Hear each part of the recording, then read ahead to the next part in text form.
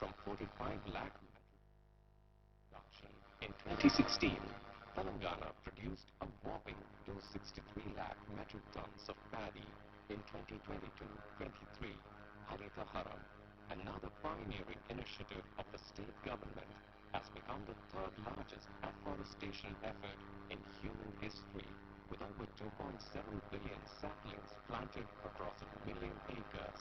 This remarkable initiative underscores the state's unwavering commitment to environmental sustainability and creating a greener future.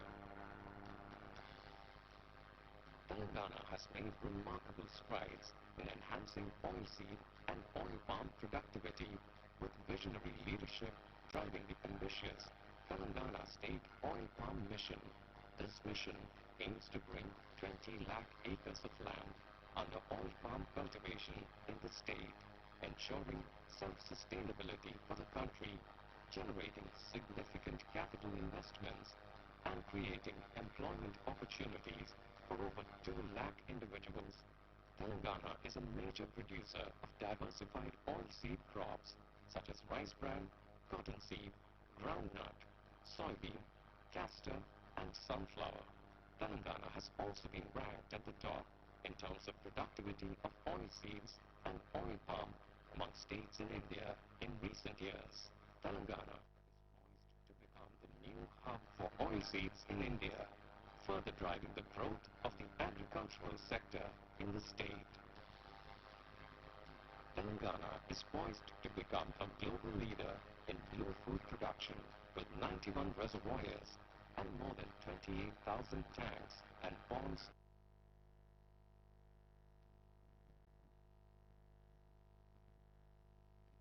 Industrial scale, sustainably and inclusively.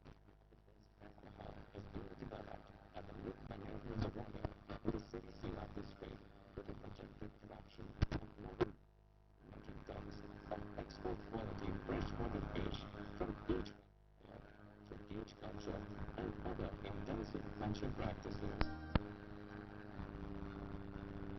Milk production in the state has increased by 37% over the past 8 years with the adoption of modern technology such as set-sorted steaming.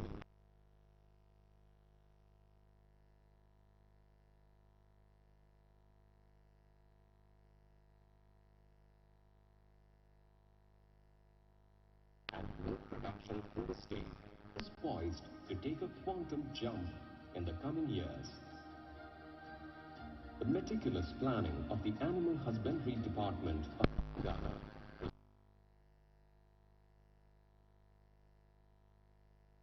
distribution also witnessed a remarkable increase, paving the way for the state's victorious food revolution. Telangana today ranks first in sheep population, surpassing several other states in recent years. Telangana is on a path to achieving unprecedented success in revolutionizing its agriculture and food processing sectors in the years to come. A key component of this vision is the focus on value addition, which aims to drive economic growth of farmers by promoting food processing. Over the last 8 years, the food processing sector has seen the creation of a fixed capital base of more than rupees 7,000 crores, creating employment for more than 80,000 personnel. From India's largest ice cream manufacturing plant to more than 2,500 micro-food processing enterprises being established in the state, Telangana today presents an opportunity for everyone to prosper, big or small. The 2,600 Raitu Vedikas, agriculture extension officers, and 4 lakh self-help groups are geared towards connecting the farmers in the state with the food processing industry of the state, providing plug-and-play supply chain to any new industry. Chief Minister KCR's brainchild, Special Food Processing Zones, aims to bring 10,000 acres under food processing industries by 2024-25. These zones will encompass rice mills, pulse processing units, and oilseed processing units, and include facilities for fruits, flowers, vegetables, chicken, fish, and dairy products. Telangana, the investor-friendly state of India, presents an attractive investment opportunity for businesses and investors looking to be part of a program. Dynamic agricultural and food processing landscape. Join us in shaping the future of Telangana's agri-goods sectors and be part of our success story.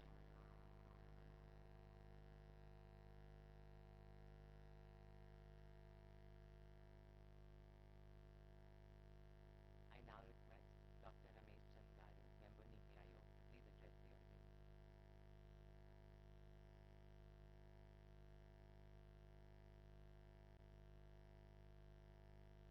Honorable Ministers in the Cabinet of State of Telangana,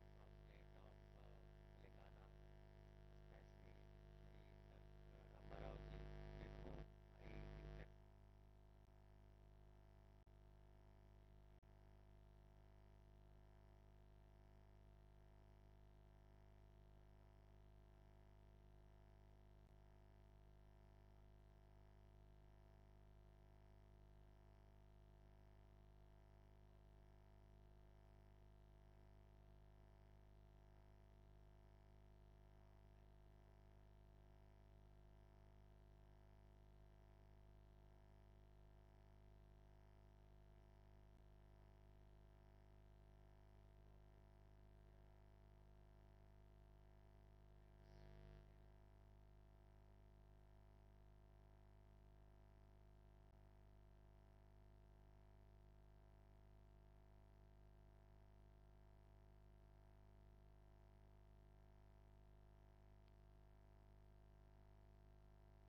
Country who have aspiration like India to become,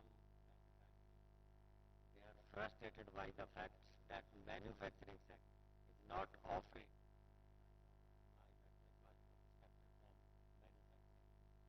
So old theory is given by economists like Lewis that people will move out from agriculture to manufacturing, etc., etc., is either not happening or happening at a very slow pace. So people are looking back to create decent jobs in agriculture itself. Thirdly, out of 17 SDGs goal, 11 SDGs goal are directly or indirectly related to agriculture. Again, there is realization with the UN that SDG agenda cannot be fulfilled if we are not fix problem in agriculture sector. So looking at the overall environment, because I have to be brief in this session, I will elaborate my views in the subsequent session. I, in some of the session, have started mentioning that we need to prepare a different type of vision for agriculture. I have been trying to create that kind of vision in the center, but I feel happy that there is recognition to have that kind of vision in the state of Telangana, and this conference is a step in that direction. You may agree with me or you may not agree with me today. I visualize a world where everything that human being needs except those products which involve mineral and metal will be produced in agriculture. And that is what will ultimately lead to farm manufacturing. And that, I think, is the road toward prosperity, the road enunciated or chalked out by Arthur Lewis. No more holds, because manufacturing, we have seen in India that despite Make in India, PLI, and so much of push, we are not having the kind of growth that we need in manufacturing, whereas in agriculture you just find that we are already number one in many areas, especially in milk. We are producing 24% of the total milk produced in the world. So I think you have kept a session how to keep make India as a bird power in agriculture. This is the route which we should follow for inclusive goal and for making India a Viksit Bharat during Amrit Kal. Once again, I congratulate the state to organize this event. The last point which I want to mention in the presence of Honorable Cabinet Ministers,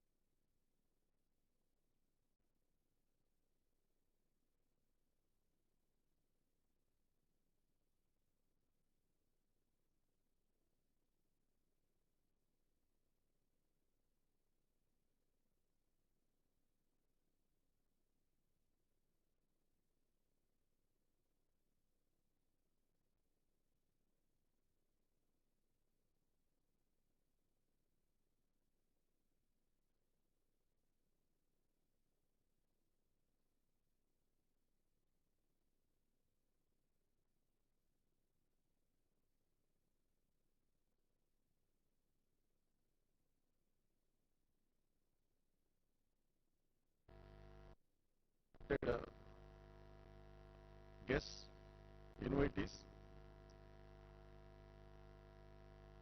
friends of media, a very good morning to all of you. A very good morning to all of you. Hope you can reciprocate by clapping.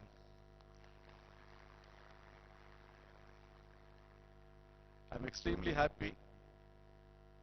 I wholeheartedly convey my thanks on behalf of farmers of the state, on behalf of Agriculture Department, and on my behalf personally, to the Honorable Minister for Industry, Sri KT Ramarao Garu, for making such a wonderful event today here, which has invited more than 100 CEOs from different fields, particularly agri-sector and allied sectors, for the first edition of this food conclave in the capital of Telangana state.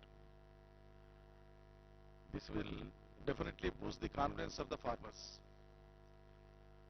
This will inspire further confidence among the farmers. The farming and agriculture has been on the top of the agenda of the government led by Honorable Chief Minister Sri KTR Garu, who himself is a farmer, who is the leader of farmers of the state, who is the champion of farmers for the country in the days to come. You all know that the state of Telangana has been carved out 9 years ago with lot of protracted struggle.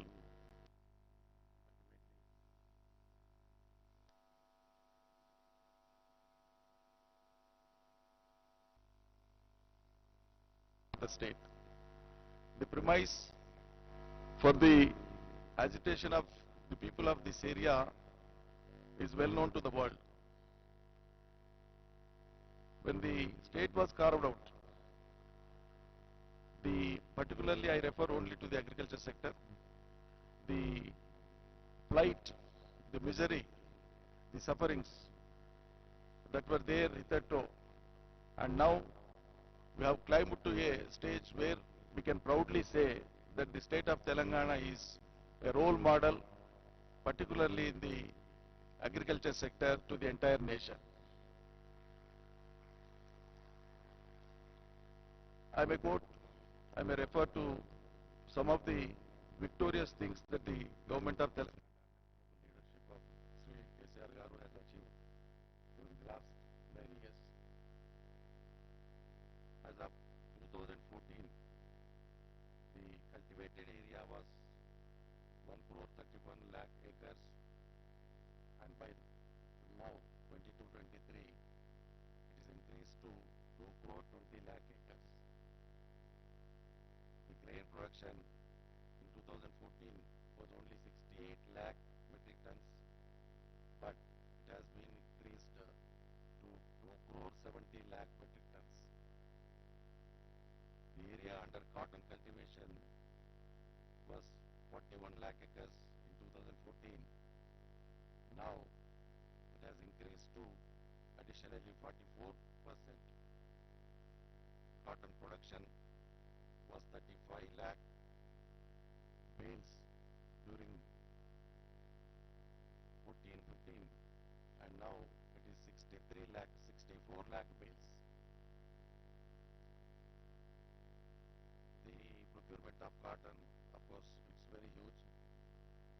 So far, 1 crore 59 lakh crores have been spent on irrigation projects. Not only irrigation in order to develop the agriculture sector, there is investment in the irrigation, there is investment in power subsidy given to the farmers, there is direct investment subsidy given to the farmers by way of Raita Bandhu, which is amounting to 65,000 crores for the last 5 years. Putting together the entire investment that has been pumped into the agriculture sector during the last 9 years is 4 lakh 65,000 crores of amount has been spent to develop the agriculture sector in the state, providing 24 hours free power supply to the farmers. Nowhere in the country, it's only one and one Telangana state, where 24 hours power supply is given to the farmers. We have done loan waiver to the farmers. The ultimate aim and object of the Chief Minister is to see that the farmers should come out of the trauma, farmers should come out of the debt trap, farmers should be self-sufficient. Once the farmers are on their foot, they can sustain, they will sustain and they will make the whole society to sustain. We have almost directly and indirectly under the occupation of agriculture, there is almost 2 crore 40 lakh population engaged in the activity of agriculture directly and indirectly, agriculture and allied sectors. If once this particular sector is strengthened, almost 60% of the population is made self-reliant, and the focus can be had on the other sectors. That is the perspective of the Chief Minister. That is how the per capita income has got to increase from 1,12,162 rupees in 2014 to now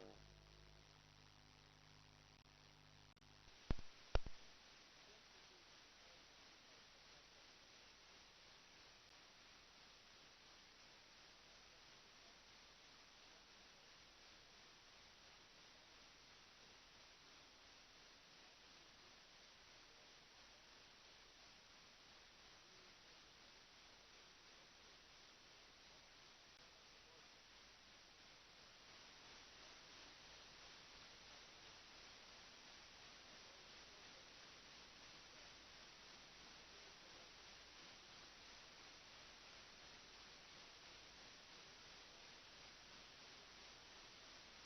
of fertilizers, the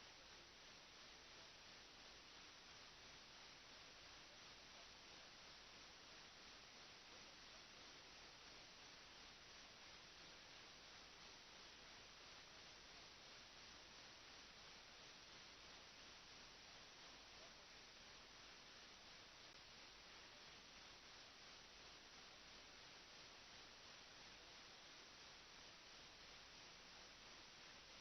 of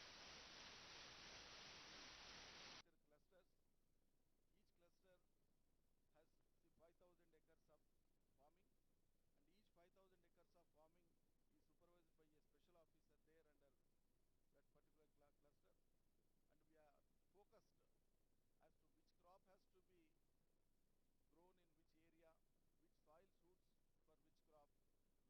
constant education to the farmers so that the agriculture produce that comes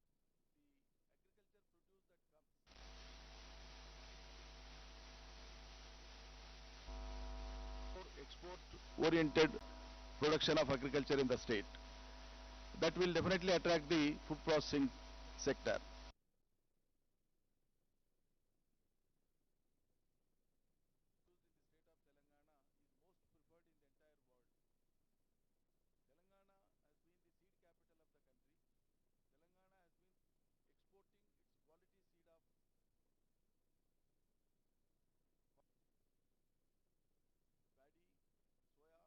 countries and to the entire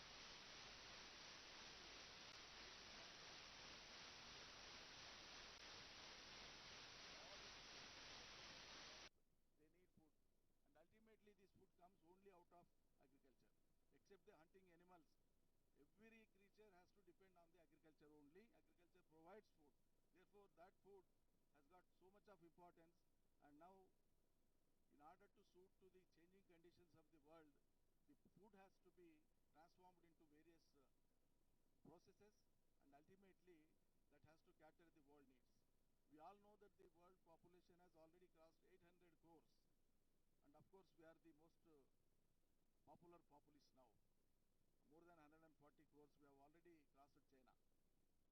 Therefore, to cater the needs of the food all over the world in the days to come, we are the only people, we are the only area, we are the only land in the entire world that is most suitable for production of agriculture produces and horticulture produces, and also as narrated in the video, the production of all other items which are shown as revolutions: pink revolution, yellow revolution, blue revolution, white revolution, green revolution. Therefore, Indian conditions that are most suitable for all those revolutions. All those revolutions have really become successful in the state of Telangana under the able leadership of our Chief Minister and our KTR Garu. This will definitely transform into a greater food processing center in the entire country. I thank Mr. Ramesh Chandji, who has rightly remarked about the potential that the state of Telangana has got in the entire country now, and the vision that Telangana government has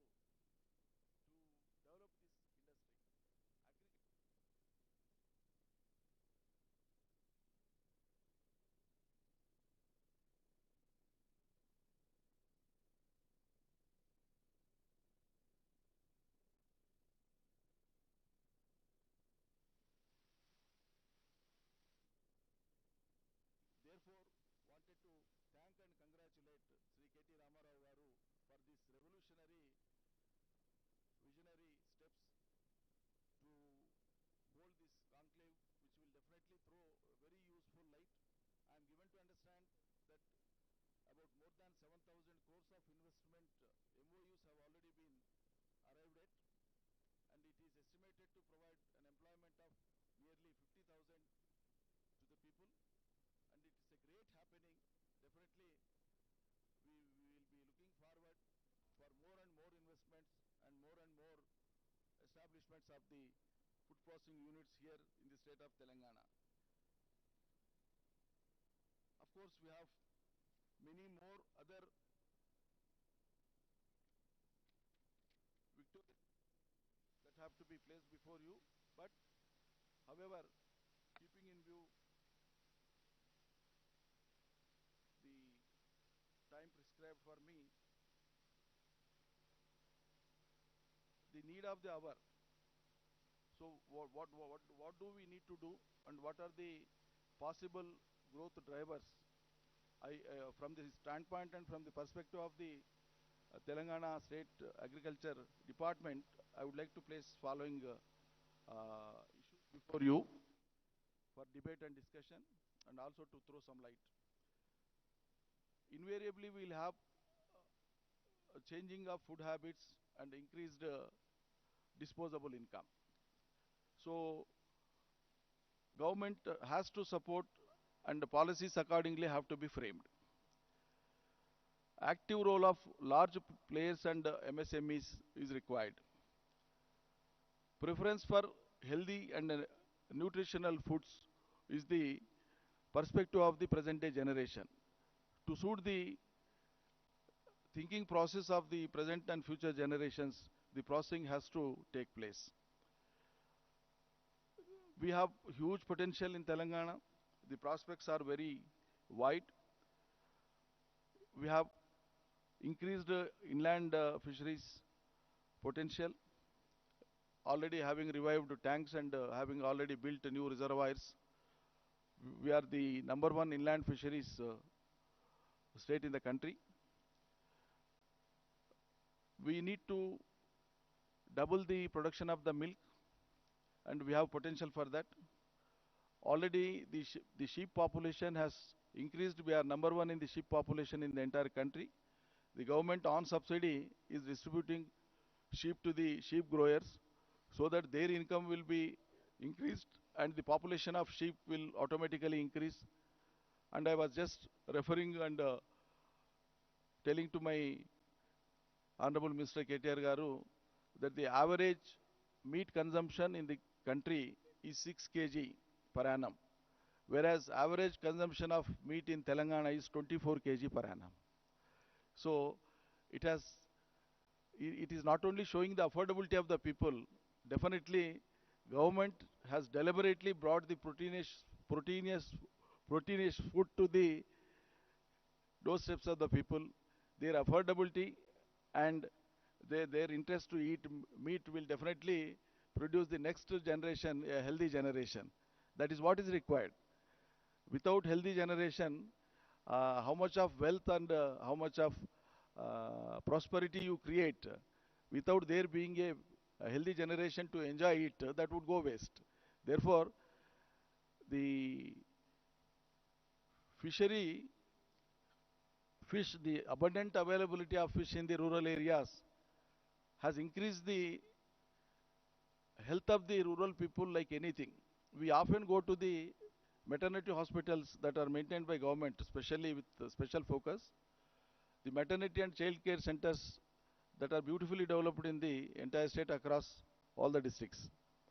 So whenever we visit the hospitals, we feel with great proud that the young born children, just born children and their mothers are so healthy, and the doctors, they say that it is because of the nutrition that the mother takes during her pregnancy that the child is so healthy, sir. We really feel very happy. See, unless you keep the food rightly available to the people, unless you make the people to afford themselves to have their choice food, their quality food, you cannot expect a healthy generation for the future. So these are all the parameters how you are building a next generation. And warehouse capacity with cold storages has to be increased. That we are already on the agenda. The international airport with 1,50,000 metric tons cargo capacity is already available to the industry. We have single window clearances under Telangana industrial policy, the best policy in the world so far. We have already developed food parks, logistic parks and supply chain infrastructure under the leadership of Sri K.T. Ramarao Garu. Honorable Chief Minister has already directed various departments to identify more than 10,000 acres of land in and around all the district headquarters, present district headquarters, so that agro food processing, special food processing zones are established over there, and they will be allotted to the food processing units. And we have lot of potential for development of the food crops which are mostly needed across the world, like sweet orange, turmeric, chili, lemon, grapes, mango, peanut, pomegranate, poultry, rice, maize, ginger, banana, papaya, onion, sunflower, oil palm, soya bean, inland fisheries. These are all the areas where focus can be had and food processing units can be set up basing on these raw materials. So we do have certain challenges. We can easily overcome them. How to address them? Supply chains must be more resistant to global disruptions like pandemic, climate. Surplus management and food wastage reduction. Steps have to be taken and emphasized. Increased consumer demand on traceability and food safety. Prolonged shelf life and optimizing energy usage. Innovation in low-cost indigenous technologies. Establishment of strong backward linkages to ensure food security. Improved access to financial resources. Cost competitiveness. Innovations in productions. And the innovative steps to be taken. Explore ancient recipes. Use locally sourced ingredients. Research on alternative proteins. Popularize regional cuisines. Revolution in packing. If all these challenges can be taken up and met, ultimately we will be the number one in the entire world in the area of food processing. And definitely I hope and I believe very strongly that in the future to come, it is only states like Telangana, leadership like Telangana will be able to provide the quality food to the world, and the world will definitely be dependent on the food items of Telangana. And I hope that it will be achieved with your support, with your endeavor, and I wish you all the best. Thank you, one and all.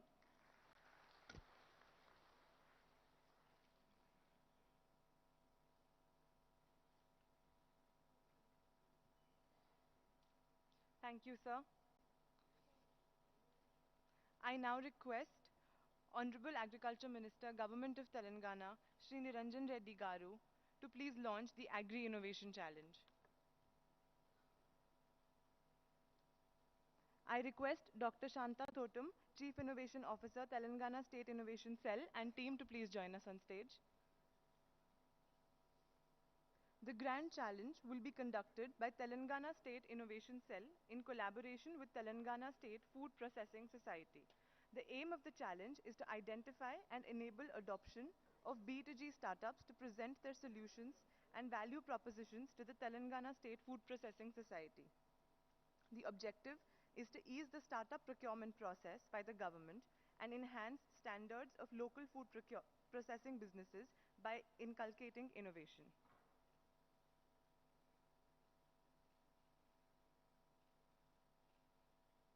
Thank you, sir.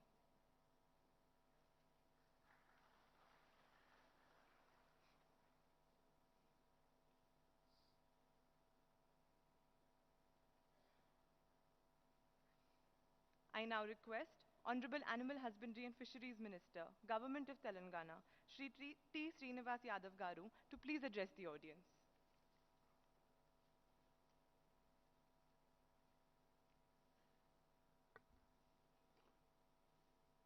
Good morning, respected dignitaries on the dais, Sri Honorable Minister Sri KT Ramarao Garu, Industries, IT Municipal Minister, Honorable Minister Niranjan Reddy Garu, Honorable Secretaries Adarsina Garu, Jayesh Ranjan Garu, Raghunandan Rao Garu, Ramesh Garu, Akil Kumar Garu,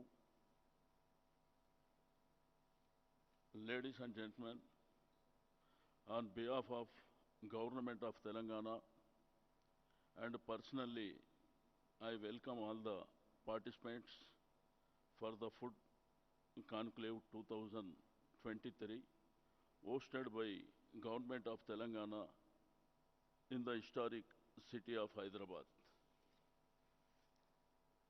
The main objective of the program is to discuss the strategies for improvement of food security to mankind through green revolution, yellow revolution, white revolution, pink revolution, and blue revolution. Under the dynamic leadership of Honorable Chief Minister Sri K. Chandrasekhar Rao, the Telangana state has made huge progress in agriculture, dairy, fisheries, poultry, and food processing sectors. The state has emerged to first position the country from the 10th position in gross state domestic product. Agriculture and allied sectors have developed by planned use of water resources, electricity, and other natural resources, providing many opportunities to the youth in the state. Food processing, fisheries sector have gained momentum in Telangana state.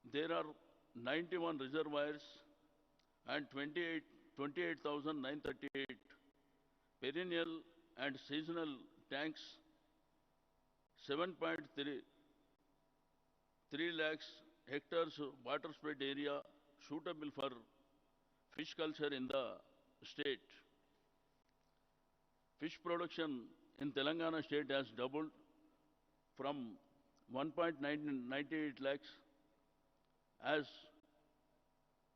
tons with a value of 2,252 crores in the year 2016 and 17 to 3.9 lakhs tons with the rupees 5,080 859.95 crores 2001, 2021 and 22.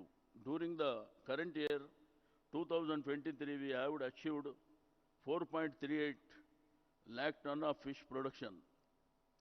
First state to stock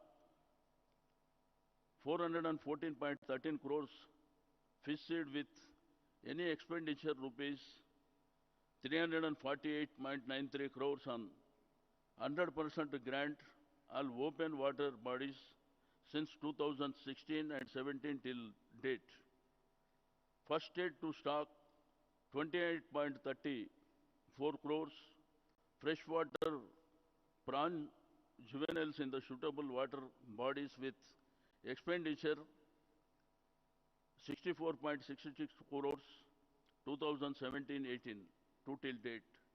The biggest aqua hub in underway at Mid-Monero Dam of Rajanna Sirisilla district with an expected production of 2.24 lakhs tons per the annum, creating about 5,000 direct employment.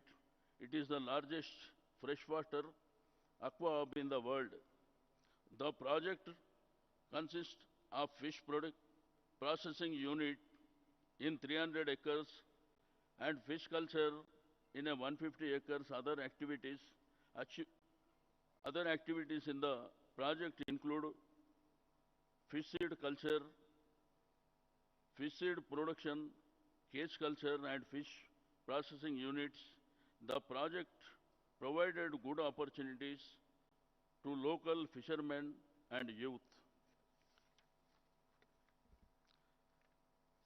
With an aim to achieve overall development of fisheries in the state, the government of Telangana has spent 1,000 crores under integrated development of fisheries from 2017-18 to 2022-23. I am happy to share all the above programs have been introduced and implemented with the guidance and support of beloved Honorable Chief Minister Sri K. Chandrasekhar Rao Garu. I wish you the convention a grand success. Thank you, one and all.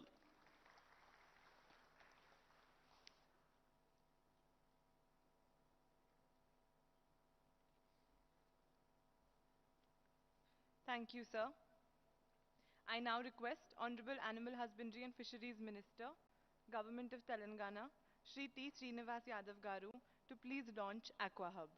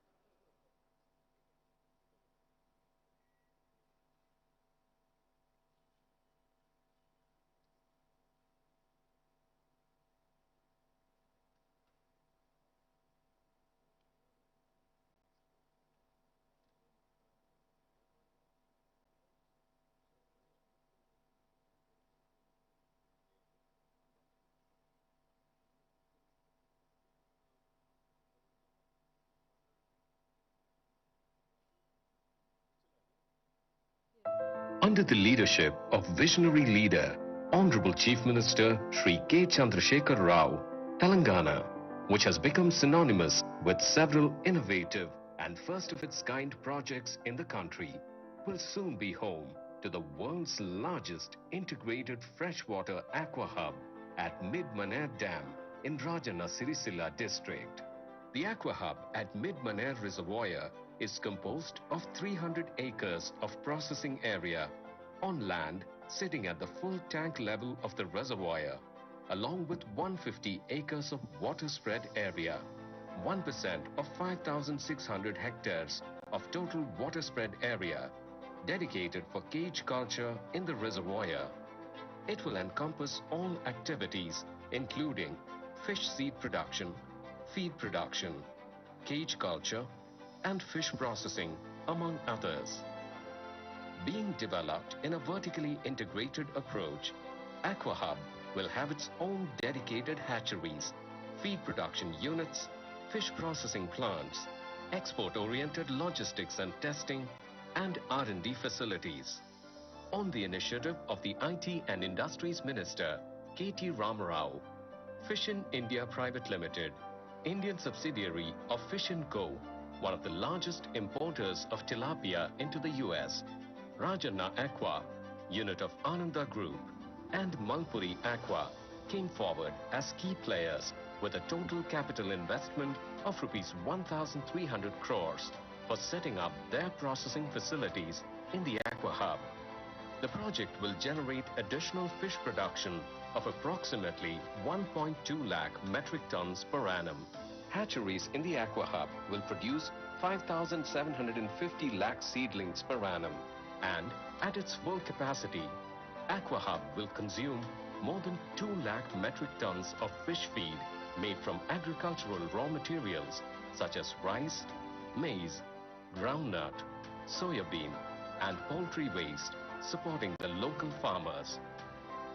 The fish culture will be carried out in a closed cage and will not interfere with the seeding and fishing activities of the fishermen's societies. Further, since the activities involved will require fisheries-related skills, it will present a great employment opportunity for the local fishermen's community. The units coming up in the Aqua Hub will also provide buyback opportunities for the local farmers for the fish production. The project will generate annual exports of more than rupees 1,000 crores. It will also create employment for 4,800 persons in direct mode and 7,000 persons indirectly. Telangana is setting new standards in the promotion of the Blue Revolution, Pink Revolution, and White Revolution, besides making unprecedented progress in irrigation and farmers' welfare. The integrated freshwater aqua hub will be another major step that will complement the government's moves for all-around development.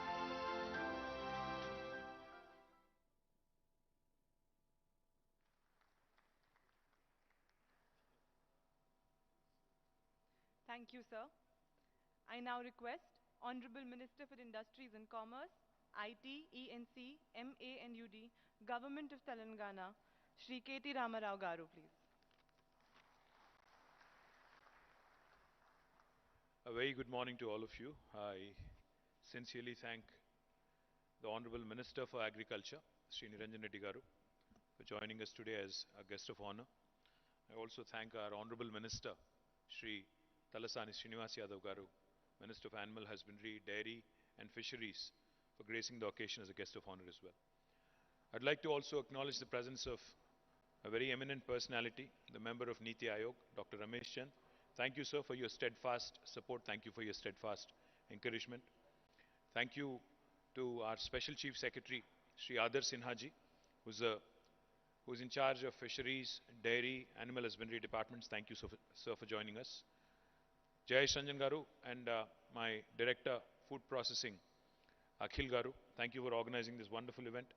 I also would like to welcome Shri Raghunandan Rao Garu, who is the Secretary of Agriculture, who is also the Secretary of Horticulture. Thank you very much, Raghu Garu, for joining us. I would also like to acknowledge J. Satyanarayan Garu, a very senior man who was responsible, in fact, for those of you who do not know, For Aadhaar, he led the team Aadhaar for about 3 years. Thank you, Satyanarayan Garu, for joining us.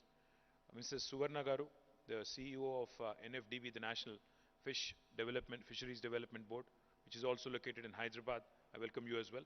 To all the delegates, to all the members who are participating from various parts of India, I welcome you all.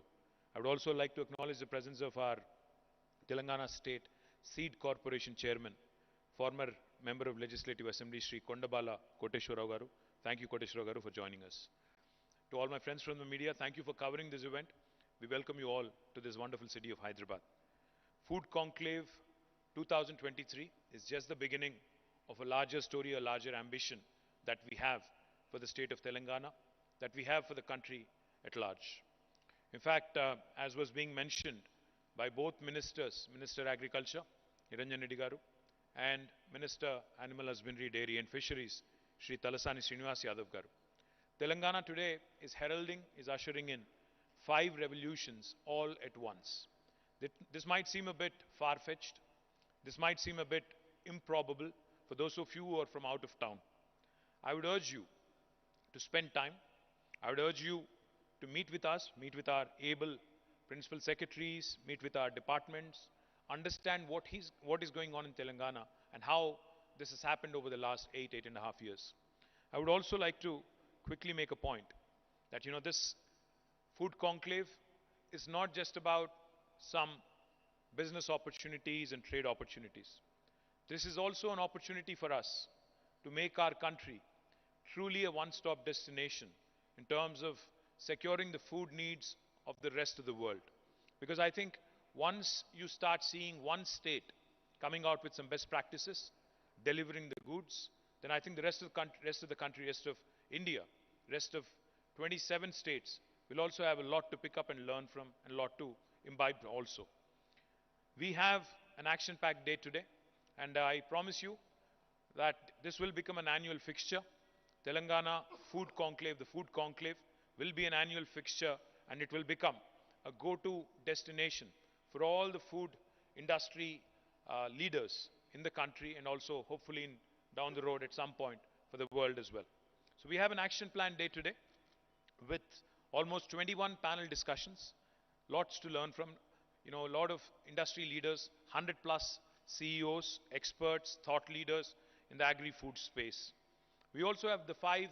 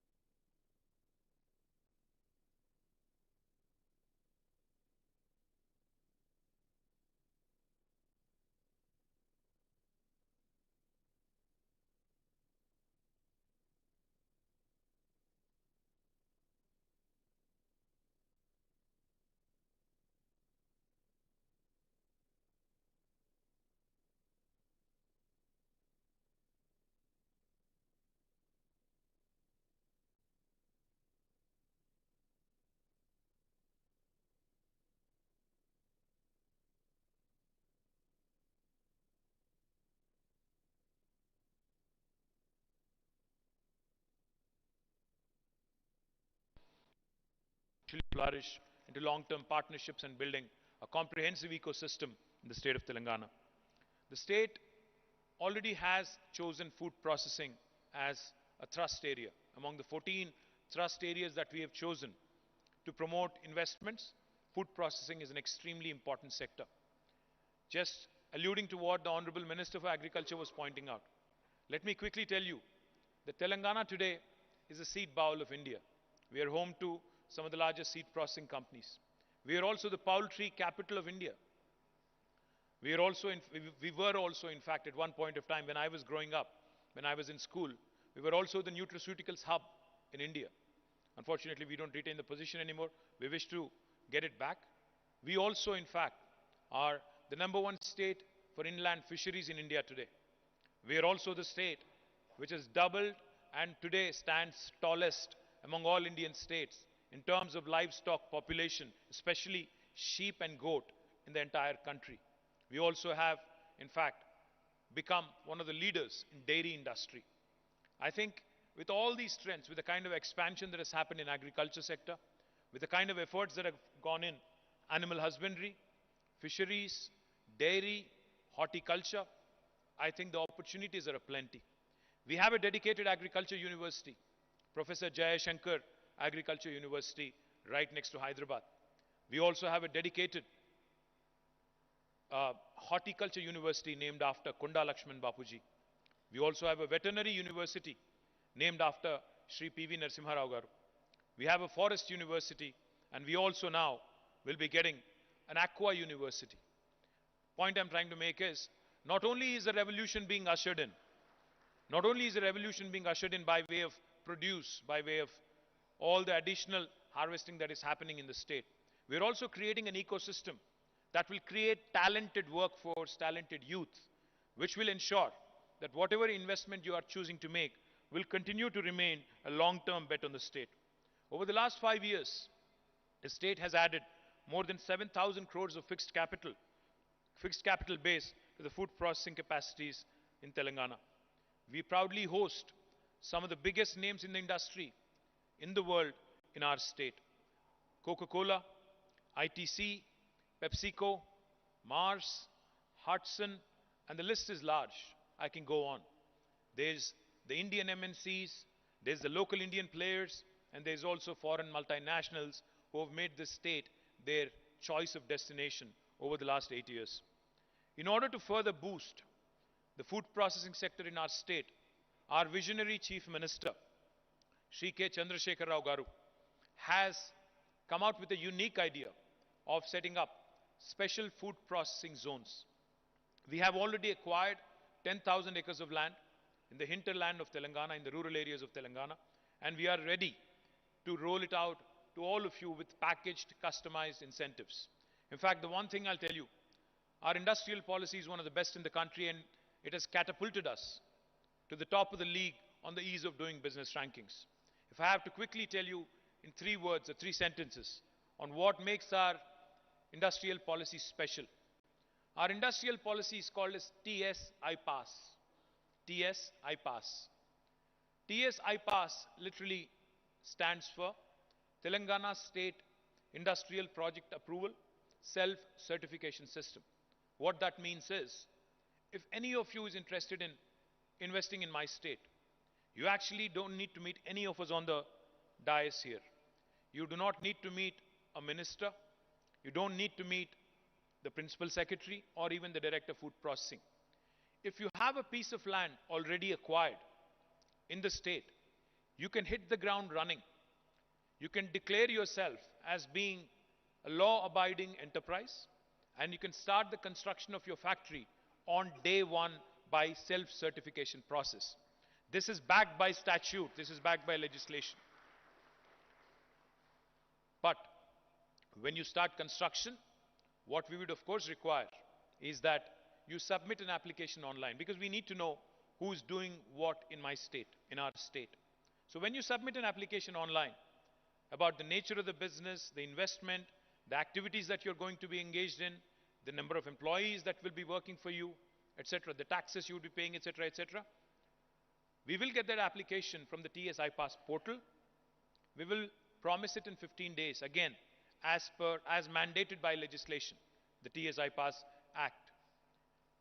If we do not give you an answer in 15 days, a yes or a no answer in 15 days, on the 16th day, backed by legislation again, it's an automatic approval, it's a deemed approval. No other state in India will tell you that. It's an automatic yes. And the third and most important thing, if you ask me, we can actually tailor-make incentives for you. We will ensure that you receive the best of support, and we will tailor-make a package of incentives to make you attractive and competitive in this very competitive world. So if you are willing to share with us what my competing states are offering you, for instance, if you're choosing between 2 states to make an investment, if you are willing to share those details of what is being offered to you, all I can tell you is TS-I Pass also enables me, the industries minister, to either meet or beat the best offer you have in India. Now that is the kind of flexible policy making which has helped Telangana garner the #1 position in India today. Not only the policy, we also have earmarked land. We also have made it easy for you to get approvals. And we also have created, of course, you need to procure the raw material. You need to have access to the raw material. And we would love to see our farmers prosper, cherish and flourish. So therefore, we will also facilitate backward integration. We will ensure that the sourcing can be done locally. We have more than 25,000 farmer producer organizations called as Raitu Bandhu Samitis in our state. We will ensure that you work closely with our farmer producer organizations to make it a wonderful, long-lasting relationship. We also will ensure that the self-help group women organizations in Telangana, which are extremely robust, in fact, just to give you a sense of what I'm talking about, the self-help group women in rural Telangana, in the 12,769 villages that we have, avail loans and bank linkages to the tune of almost 15,000 crores per annum. And their repayment is 99.99%, if you can believe it. Now that's the potential of these self-help group women who are extremely strongly federated. Now how is that going to help you? By way of ensuring that these women who are extremely ambitious and entrepreneurial, we will ensure that they will work in tandem with you to create a strong workforce, to create a strong supply chain, both forward and backward. We can, in fact, create a win-win situation for the industry, for the SHGs, and also for the farming community. We are also committed to ensuring that our small entrepreneurs and micro-entrepreneurs flourish in our state. As of now, we have more than 2,500 micro and small entrepreneurs in the food processing sector, and these are all ably guided by Agriculture Department, Industries Department, and of course, Animal Husbandries and Fisheries Department as well. We have some very unique entrepreneurial initiatives like the Dalit Bandhu scheme, where Dalits are given a grant of 10 lakh rupees per family. Now this also gives you an impetus. I'll give you an example. In my constituency where I represent from, Sirsila, we had brought in this program called Dalit Bandhu, and in fact, we had asked the local beneficiaries to identify business opportunities and how they can harness this money that has been given by the government and how they can multiply it manifold. 4 beneficiaries had come together in a mandal called Ellareddypet in a village called Dumala. Government had given them 30 lakh rupees. They pooled that money together. They've applied for subsidies. They've applied for all the benefits that they are eligible for. They approached banks and they have created a rice mill with 3 crore total cost and total investment. And now today, it's a shining example of what can be done truly in a public-private partnership mode. Now this is something I think that the rest of the country also can learn from. How to promote micro-entrepreneurs, small entrepreneurs, and marginalized social entrepreneurship as well from the grassroots level. With industry-friendly policies, robust and fast-growing raw material base, fast-growing world-class infrastructure, and active facilitation and enablement by the government, not just to set up investment in a factory, but also to operate and ensure continuity in a competitive manner. Telangana today is the best place to invest in the entire country. For those of you who are from outside of Hyderabad, outside of Telangana, I keep telling my friends from across India, Telangana is where Hyderabad and Telangana is where the north of India meets the south of India. It is where biology meets technology. It is where dosa, because this is food conclave, I think this is where it is where paratha meets dosa. It is where I think sambar and idli and everything else that you would want to see in the south and the north, all of that converges. It is where the 5 revolutions are converging in India today. The green revolution, which is ushered in, as was mentioned by our agriculture minister. Our paddy production was 68 lakh metric tons back in 2014. And today, what we procure in terms of paddy from the farmers, and this is again by the Civil Supplies Department alone, is almost 2.68 crore metric tons. It is almost quintupled. Now that is Telangana for you in terms of agriculture expansion. Our cotton, in fact, is the best quality cotton in the country.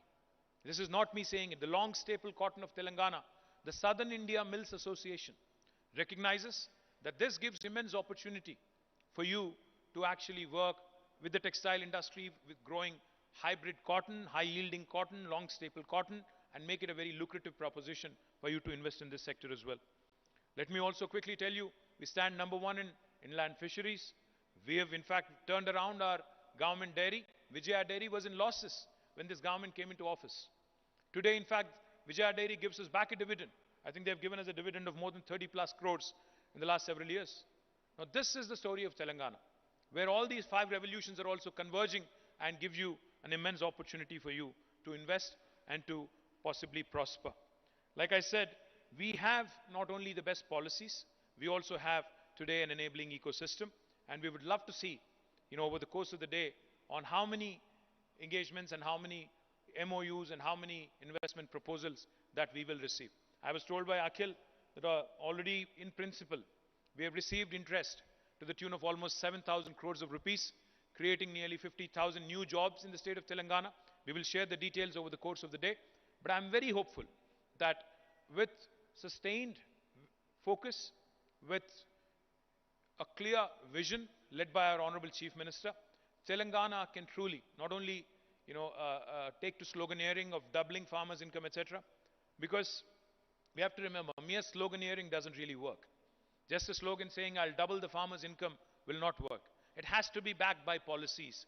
It has to be backed by robust economic support. And that's exactly what Telangana does. And I promise you that your experience today in the city of Hyderabad, that this food conclave will be wonderful. I look forward to seeing you all during the course of the day. Thank you very much. Jai Telangana, Jai Hind. Thank you.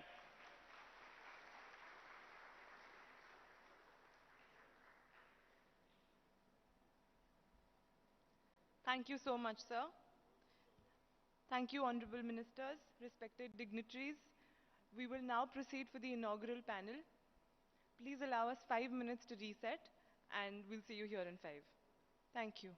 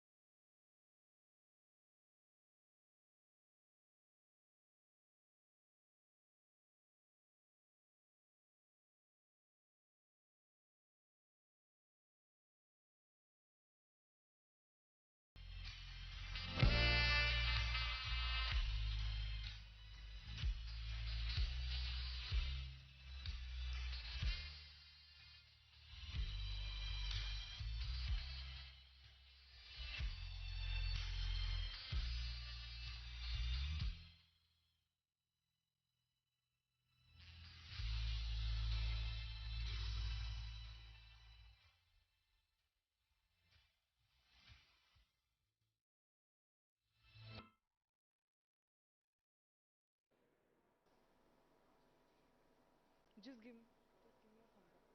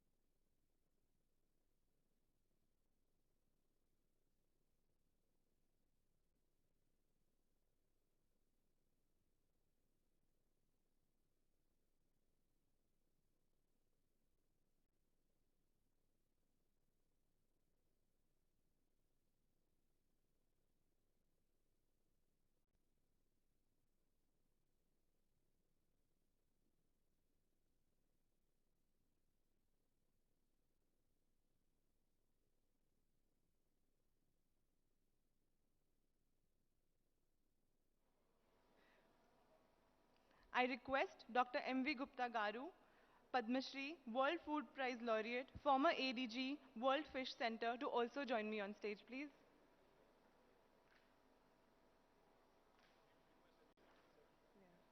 Can everyone please settle down?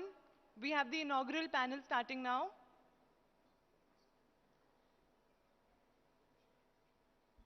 Thank you, sir. I request Dr. R.S. Sodhi ji, President, Indian Dairy Association, to please join me on stage.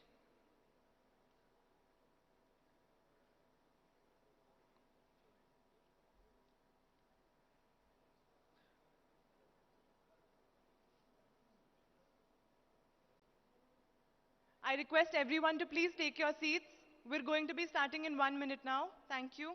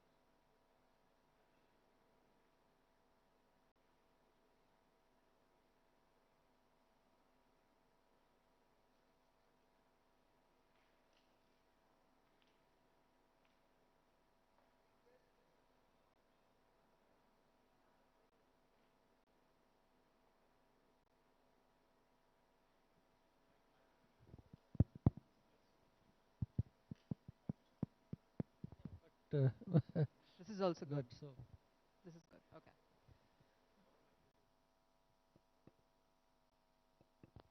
Can we request some more mics here, and can we please request all of you to please settle down. We promise you an amazing conversation with the kind of panel that we have here on the stage right now.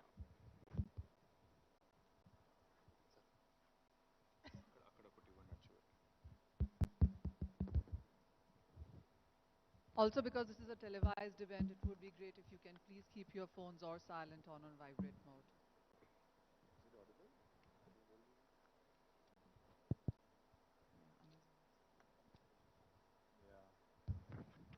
Is she audible? Is Manisha audible?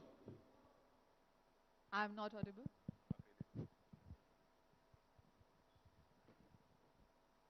Okay, I was basically requesting everybody to please settle down with the kind of amazing panel that we have here and the kind of conversations that we promise, and envisioning the next 10 years when it comes to food as an industry. Also requesting to put your phones on silent on vibrate mode, because this is a televised panel as it goes ahead. First of all, very, very excited to be part of this food conclave, the first one in Telangana. And as the minister says and promises that this is going to be a recurrent event, we absolutely look forward to that. The who's who of the industry is clearly here. The kind of conversations, and sir, you missed that last evening, but the kind of conversations that we have over the dinner also yesterday were very, very encouraging, enthusiastic, and we are hoping that we can carry that forward from here on as well. But I'll start with you first, and you talked about 14 thrust points that you have, and you talked about food processing is what you hope that will continue to surge even much better, higher from here on. You talked about the kind of numbers that we have seen already and the work that is being done right now. But the theme of the panel is envisioning the next decade when it comes to food as an industry. So would you say that the kind of investments, JVs, foreign collaborations, investments that we are doing, is it enough to nurture the next generation of food entrepreneurs and companies? Thank you, Manisha. Thank you, Manisha, because I think it's an extremely important question. You know, if India really has to fulfill its potential, if India really has to deliver on the promise of not just being a self-sufficient country in terms of food security, but also catering to the needs of the world, I think we have to really augment our capacities. We have to do a lot more than what we are currently engaged in. The first thing I would strongly say, while we are doing some things right, I think there are certain things which we can get right. Just to give you a macro picture of what the current situation in the country is. India has about 41 crore acres of land, which is arable, which is suitable for cultivation, which is suitable for agriculture and allied activities. We have more than 1,40,000 TMCs of water. 1,40,000 TMCs of water. A broad approximate number is 1 TMC can irrigate nearly 10,000 acres of land. A very approximate number. Even if you assume for a minute that out of the 140,000 TMCs of water, 70,000 gets evaporated, dried, etc., we still are left with 70,000 TMCs of water. Out of which, unfortunately, only 20,000 has been tapped. 50,000 TMCs of water every single year, unfortunately, goes into the oceans, wasted. Now, what needs to happen in India is, while we see the extremes of weather, people talk about climate change all the time. We are seeing extremes of weather. There are areas in India where we are completely dependent on rain, rain-fed crops and rain-fed agriculture. And then there are other areas which are perennially hit by floods and, the deltas, etc., which are perennially struck by abundance of water and abundance of, nature. What we ought to do, like in the case of Telangana, what we have done, we have completed and we have delivered the world's largest lift irrigation project, where we lift water from 82 meters above sea level and lift it all the way to 618 meters above sea level. We have completed this project with an investment of more than 1 lakh crore in a matter of 3.5, 4 years. Now, if Telangana, the newest state of India, can do this, why can't the rest of India do it as well? We have irrigated by this project 45 lakh acres of water, 45 lakh acres of land, and all the numbers that you just heard from our ministers in terms of agri expansion, in terms of dairy expansion, in terms of fisheries, in terms of storage capacities, all of this is a result of unwavering support, unflinching commitment to create more and more of these irrigation potential. Now, that is something that the rest of India needs to do. The second thing I'll also mention quickly, if India really has to ensure that we find that rightful spot, we have to focus on post-harvesting and what needs to be done to add value. because the farmers are extremely hardworking. They are doing their best. With all of our support, in Telangana, we provide 24 hours of free power. We also provide them with quality seeds. We provide them with quality fertilizers. More importantly, we provide them with farm input assistance. We have already provided 65,000 crores of investment, farm input, through a program called as Raitu Bandhu. We are the first in India, in independent India, to have started this program. We have supported 65 lakh farmers over the last 6 years, provided 65,000 crores of farm input, and we also provide a farmer life insurance. We insure all the farmers in our state, 40 lakh plus farmers below the age of 60, to the tune of 5 lakh rupees. What this has done has created confidence in the farming sector among the distressed section that this also can be lucrative, this also can be remunerative. We also purchase all the farm produce directly at their doorstep. Now what this has literally done is allowed our farmers to work freely without any concerns, and as a result, today Telangana has become the leading paddy producer, with the leading fisheries producing state in the country, etc., etc. The last thing I'll tell you, in 2020, to add value to what our farmers do, we launched a program called as AI for AI, Artificial Intelligence for Agriculture Innovation. How does that help? How does technology, which today literally permeates into every sphere of life, how does it help the farmer? How can it help the farmer? Because our Chief Minister keeps reiterating every single day when we meet him. He says, any technology that does not have a positive societal impact on the common man especially is futile. No matter how fancy it is, no matter how cool it is to talk about a technology, if it does not really have a societal impact in a third world country like India, it's futile. We have used artificial intelligence to detect rainfall patterns. We use artificial intelligence today to identify the possible pests that can come up in an area. We use AI to also gauge soil health. Now, these are the kind of things, innovation through technology, support systems, focus on irrigation. I think these are the things that are going to help India achieve its rightful place. I heard Dr. Ramesh Chand very clearly when he said 20% of world's dairy needs are being, 24% is coming from India. A small country like New Zealand, they have a company called Fonterra. Fonterra alone as a company, it was earlier called New Zealand Dairy Board, that one single company contributes to 8% of New Zealand as a country's GDP.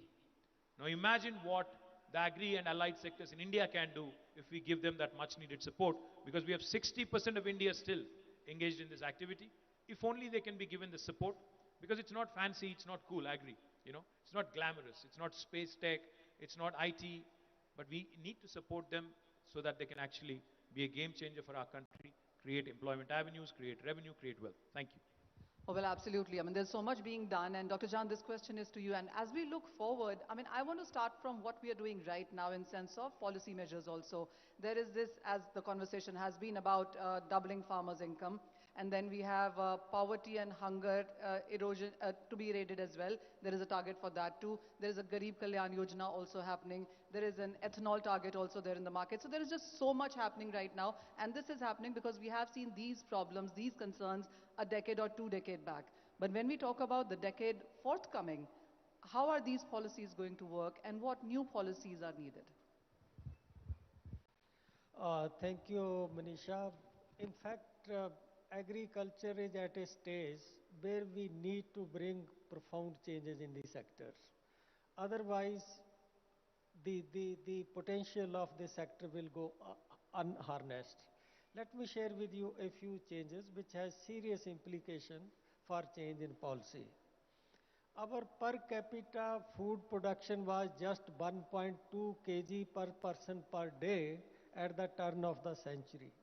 Now we are producing 1.9 kg food per person per day during year 2022, an increase of 50% in 20 years. In the coming years, the growth rate in food production is accelerating, but population growth rate is decelerating. So it implies that 1/3 of the increase in food production in India has to find a market. That market could be overseas market for raw produce. That market could be through food processing. So if we do not pay attention to these things, then I think you will face problem of gluts, pressure on government, give us MSP, cover milk also under MSP, cover mango also under MSP. So therefore, this today's conclave, I feel is very important to prepare a roadmap on how we link agriculture with industry, how we link food production with food processing, so that farmers don't look at government for MSP. They find that by promotion of food processing industry, they are a partner in this growth process. They get better prices.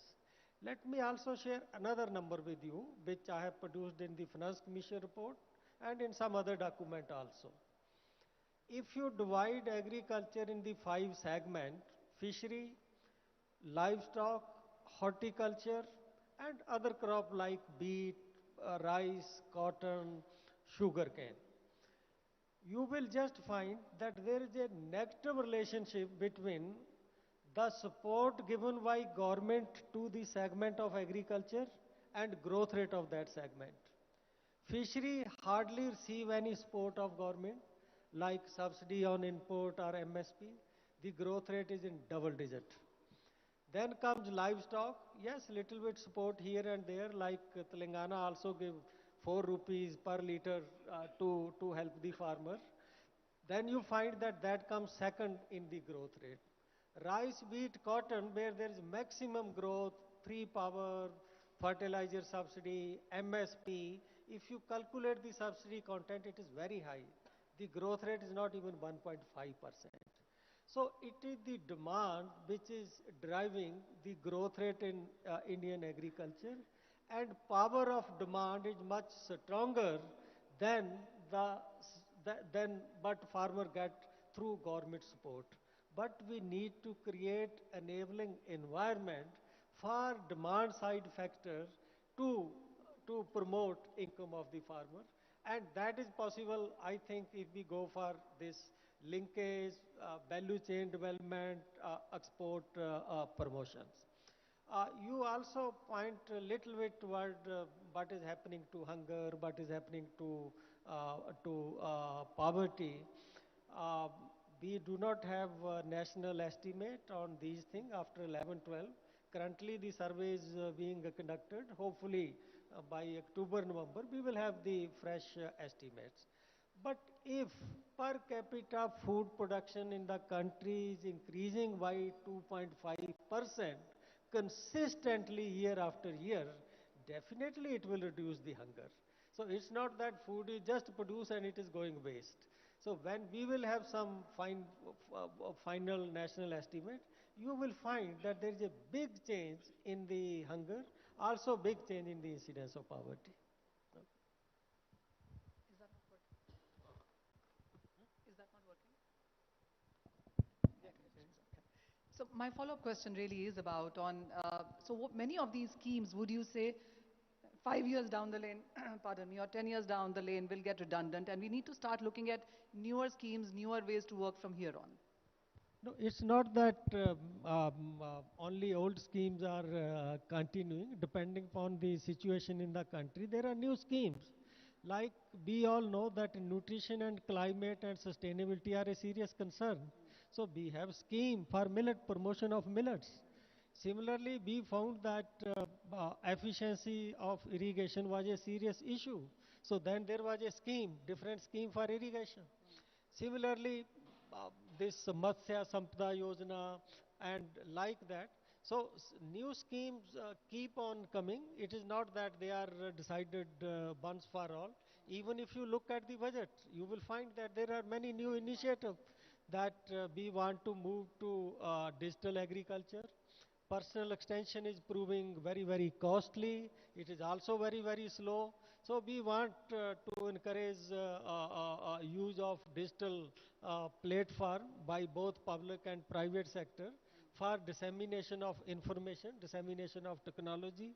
Then to attract the agri startup, there is a accelerator fund Then there is that promotion of 10,000 FPO. So you will see that whatever ecosystem or mix of scheme you are seeing for agriculture and food processing sector, it is dynamic. Some of the old scheme like Rashtriya Krishi Unnati Yojana, but it was flexible and it was preferred by state. It is continuing, but at the same time, as and when the need arise, the new schemes are also coming.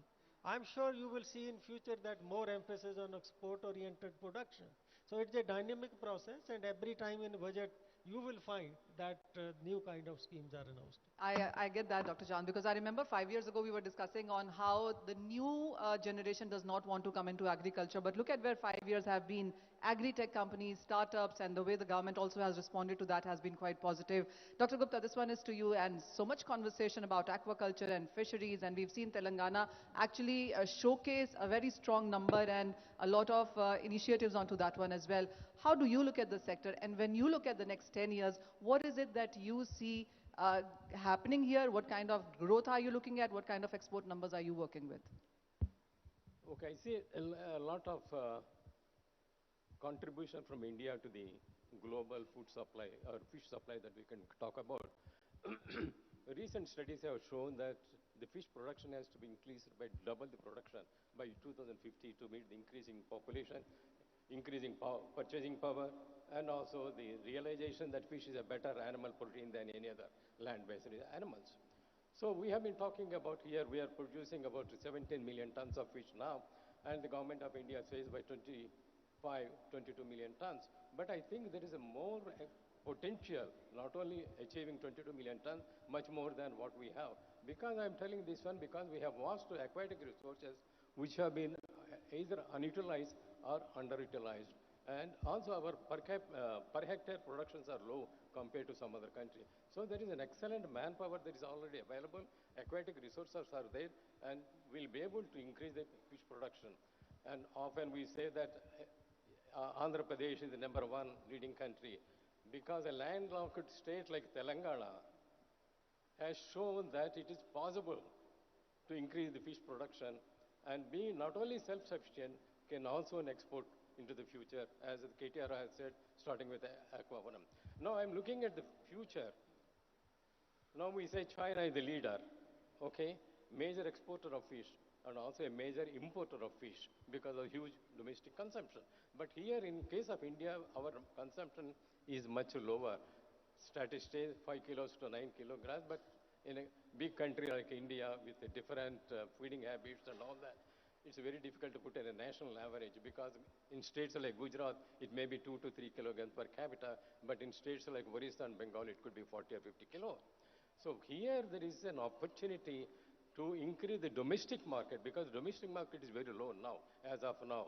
So if we are talking of increasing the production, we have to also see that our domestic market has to be improved. So how do we do that? How do we increase the per capita consumption of the fish? Right? Now I take the example of what the poultry section has done few years back. They bombarded the media. The egg is a very good protein, animal protein. It should be consumed like that. So we need a media bleach to bring awareness among the population that fish is a healthy food and better, I should say that, better than any animal protein. So once that is done, I think the consumption level will increase. So can you come out with a slogan, sir? You know, the catchy slogan, remember, Sunday ho ya Monday, rose khao ande. You should come out with something like that for fish as well. Yes, sir, we Then should. only. Yeah. So that is one is increasing the domestic consumption that we have been talking about. And also the way that we have been marketing the fish, again, is not that in a good hygienic condition, whether it is in cities and the rural areas. Again, I go to the poultry, what it has done. You see, ready to eat, you know, instead of cleaning. So we can develop some outlets, as again Telangana has begun showcased that one, you know, opened the modern fish markets and also kiosks and things like that. So transportation of fish, you know, from the production center to the consumption consumers has to be improved, that one.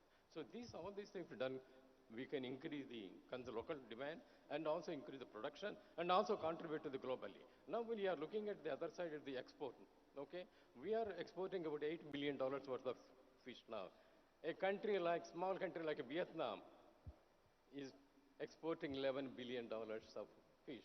So my question is why we are not able to do that with more aquatic resources? Sir, only I'm asking questions. You only please give answers. So now there is a will, because I tell you that again, going back, the fisheries sector has not received the attention in the past. In spite of its contribution to the livelihoods, in spite of its contribution to the food security, in spite of its contribution to the protein securities. But only in the last 8 to 10 years, the realization has come the fish could be a part of the food security debate. Because in the past, any policy debates, fish was not included. It's only in the last few years, I think, that we have been taken. I have one quick point to add to what Sir said.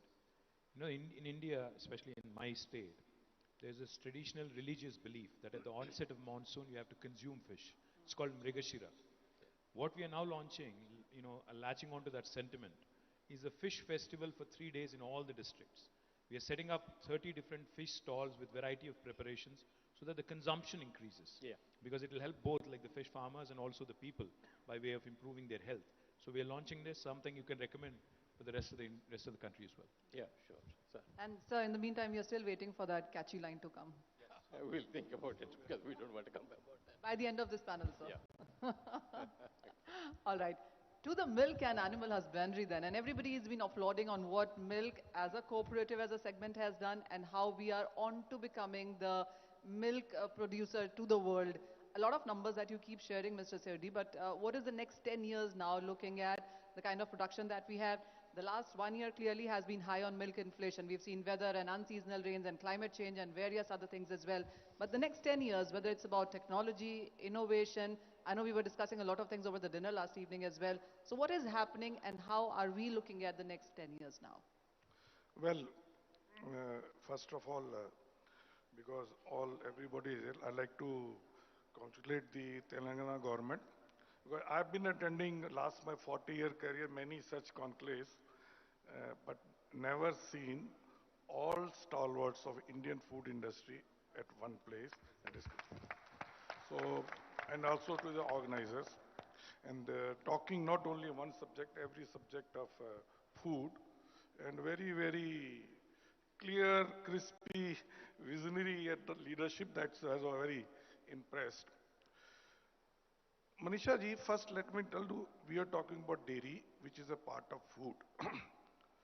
And we are very lucky that we are in a country of 140 crore or 1.4 billion stomachs, and which is growing, which will be 165 crore by 2050. And also, if all over world, if you see where is the most potential for the food sector or organized food sector, it is India. If I give you some numbers, Indian food industry is around 50 lakh crore. But fortunately or unfortunately, fortunately for the sector, unorganized is very small. It is only, I can say, about 6 lakh crore, 12%. And half of that is dairy. And remaining all poultry, meat, agriculture, all is little half. But a major change in organized dairy sector, or I can say tipping point, has come during COVID. But suddenly, whole world has realized the importance of food grower or producer, importance of food companies, the supply chain member, distributor, and retailers.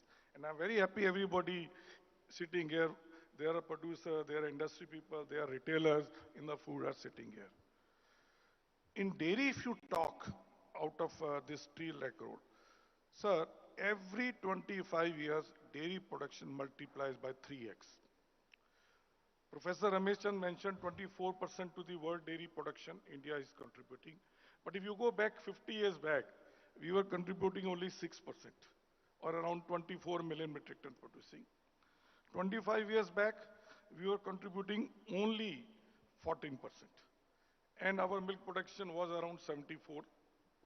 And today, again, 3x multiplied and contributing 24. The way we are growing at 5.5 to 6%, even if we take 5.5 or 5.8, another 25 years we'll be producing around 620 million metric ton, 3x. And that will be 45% to the world milk production.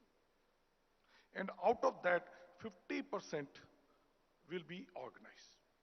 And coming to your question of dairy in next 10 years, today if it is 3 lakh crore organized dairy, out of around 10 lakh crore total dairy, another 10 years, this industry will be minimum, organized will be 10 lakh crore, and total will be around 20 lakh. You give me any example of the industry which is 10 lakh crore, organized in another 10 years. And all I think is that is applicable not to dairy because all the food industry people are there. If you want to grow Indian food industry, the only mantra is give more to the producer, give more to the consumer. If you provide a very stable and remunerative price to the food producer, be it poultry, dairy, agriculture, fruits, vegetable, and also at a very affordable price, good product, make available to the consumer, both consumer will consume more, and that is going to happen. Reason is that with the income level increasing, prosperity increasing, average consumer is spending more on food, and in food also they are upgrading themselves from merely carbohydrate-based diet to more of protein and fat rich. And their animal husbandry producers coming into dairy, poultry, meat, fisheries, all these are coming into, or the oil thing. So one side is that is growing. So other side, if you consume more, because it is available at affordable price, farmer will be encouraged to produce more. Because he is also going to get remunerated price. And this is only possible in India, which is both side masses are involved, but both side lower middle class people. Is the biggest challenge to the dairy industry or the food industry, whether in poultry, everything is the supply chain efficiency.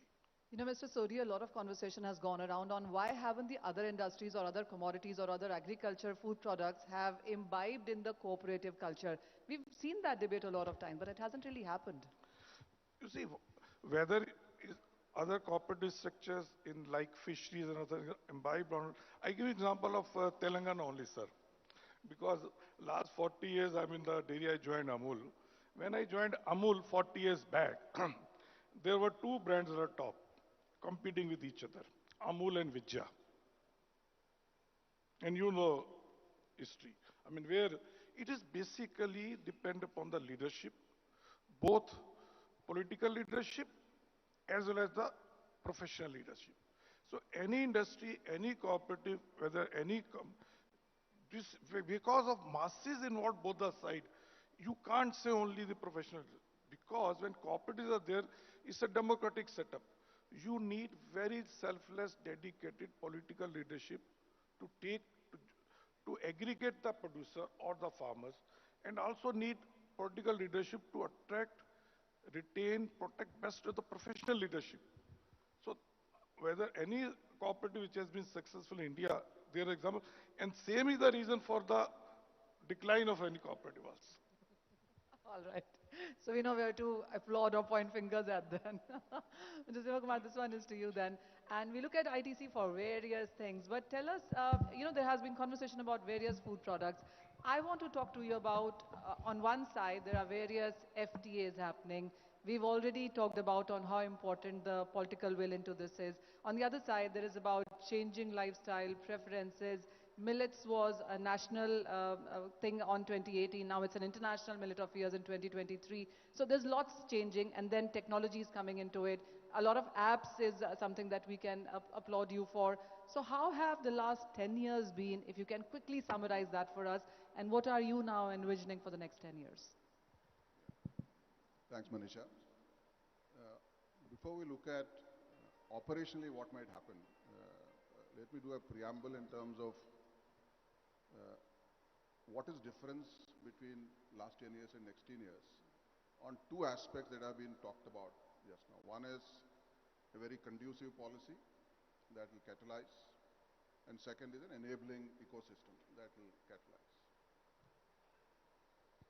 Now, the difference between the last 10 years and next years on the same two elements is very fundamental. Two aspects. One is that from the times when we were 1.2 kilos per capita to already at 1.9 and moving forward, in that era, all policy was production driven. Now, as we move forward, it needs to be far more demand responsive. So how do you create that? From a supply chain mindset, we move to a value chain mindset.